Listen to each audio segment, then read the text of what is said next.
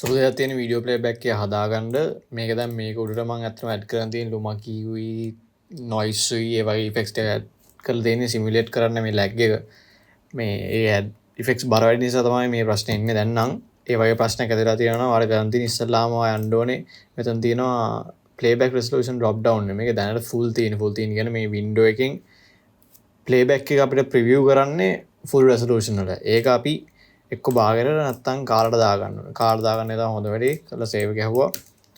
දැන් ඔයාලට පේන්නේ නැති මේක ප්ලේ වෙනවා. ප්ලේ වෙන ක්වොලිටි එක අඩුයි. හැබැයි මේක එක්ස්පෝර්ට් කරලා කිසි ප්‍රශ්නයක් වෙන්නේ නැහැ. ඔයාලට මම ෆුල් දාලා පෙන්නන්නම් හිර වෙන විදිය. මේ ප්ලේ වෙන්නේ නැහැ ඒක. හරි අමාරුවෙන් තමයි දුවන්නේ. හිර වෙලා තියෙනවා.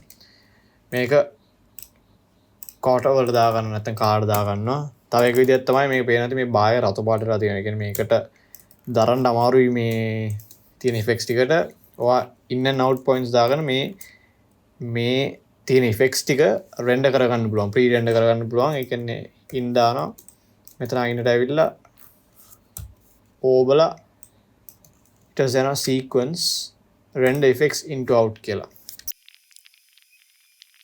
ඔයාලා පේන්නේ මේක දැන් කොළ පාටලා තියෙන ඒ කියන්නේ ආ රෙන්ඩර් කරලා තියෙන්නේ clear in and out A in and points ටික අයින් කරනවා දැන් ෆුල් තීරවුණත් මේක ප්ලේ කරගන්න පුළුවන් කිසි ප්‍රශ්නයක් නැතුව ඔයාලා පේන්නේ නැති මේක ස්මූත් ප්ලේ කරලා. මෙහෙම තමයි ප්ලේබැක් එක ලැග් වෙද්දී හදාගන්නේ. මම මොකක්ද ඉක්මනින් ගෙන අතරන් අපි සබ්ස්ක්‍රයිබ් එකක් දාලා සපෝට් එකක් දෙන්න. ජය වේවා.